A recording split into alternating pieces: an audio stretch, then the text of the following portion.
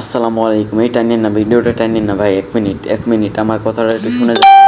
মুজিব শোনেন ভাই, একটু শুনে যাবেন কথাটা। টাইনেন না ভিডিওটা। তো শোনেন ভাই, 5ই আগস্ট এলো।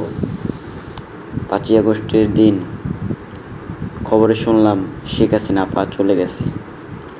তো 5ই আগস্টের দিন যে আমরা নিরিবিলি থাকছি, দেখছি অনেকের ঘর বাড়ি ভাঙচুর করছে। আমাদের ঘর বাড়ি আন্তরিক ভাঙচুর করে নাই। তারপর 5ই আগস্ট 8ই আগস্ট আইসো, আমাদের ভারী একজন তাদের জায়গার জমি নিয়ে গ্যাঞ্জাম তাদের সাথে।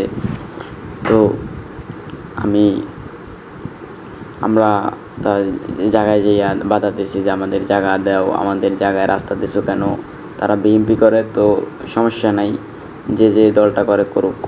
তো 5ই আগস্টের পর থেকে আওয়ামী লীগ করি কেন না জানো, আমাদের ওই জায়গার ওসিলতে আমাদের ঘর বাড়ি ভাঙচুর করছে, আমাদের আহত নিহত করছে, আমাদের অনেক ভয় দেখাইছে, ধমকি দিয়েছে। তো আমি আওয়ামী লীগ ছাড়ি নাই। তারপর প্রতিজ্ঞা করছি যতদিন বেঁচে আছি আওয়ামী লীগ করে যাব এবং শেখ হাসিনাকে বাংলাদেশে এনে আবারও প্রধানমন্ত্রীর আসনে বসাবো ইনশাল্লাহ। ঠিক সেই কথাটা লাগবে আমার, ইনশাল্লাহ যতদিন বেঁচে আছি আওয়ামী লীগ করে যাব। তো আজকে আমার দুঃখজনক কথা হলো ভাই, আমি ছাত্রলীগ করি আওয়ামী লীগ করি ভাই। ওই দিন 8ই আগস্টের দিন ভাই আমার কালো রাত ছিল, আমার দুঃখে ভরা মন ছিল। আমার ঘর বাড়ি ভাঙচুর করছে ভাই, ঘরটা ধ্বংস করে দিয়ে গেছে ভাই।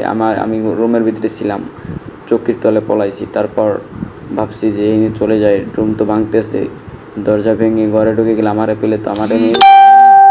তারপর আমি পলাইয়া গুড় ট্যাঙ্কি পাড়াইয়া খোপের ভিতরে হানছি ভাই। কষ্টজনক কথা ভাই, হাস্যকর না ভাই, কষ্টজনক কথাগুলো বলতেছি আপনাদের মাঝে।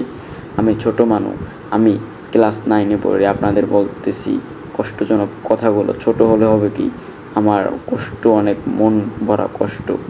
আমি ক্লাস 9-এ পড়ি, আমি প্রতিজ্ঞা করছি যে আওয়ামী লীগ ছাড়বো না, আওয়ামী লীগ আসবে, এই বাংলার মাটিতে ওদের বিচার করবো ইনশাল্লাহ। ইনশাল্লাহ বিচার করবই করবো, যতদিন বেঁচে আছি ওদের বিচার করবই। তো আমি খোপের ভিতরে আনছি, তারপর চলে গেছে। তারপর আমাদের জায়গা জমি দখল দিছে সব। আমাদের কিছু এলাকার লোক আছে যারা আমাদের দেখতে পারে না, কিন্তু আমরা তাদের ভালোবাসি। আমি সবার সাথে আমরা মিলে চলতে চাই, কিন্তু তারা আমাদের দাবাইতে চায়। আমার বাবার ঢাকা উত্তরা জুস কারখানা ছিল, আমার বাবাকে ধ্বংস করে দিছে, আমাদের ধ্বংস করে দিছে। এখন আমাদের ধ্বংস করতে চায়, কিন্তু আল্লাহর রহমত আছে, অসীম রহমত, আল্লাহ তাআলা আমাদের বাঁচিয়ে রাখছে।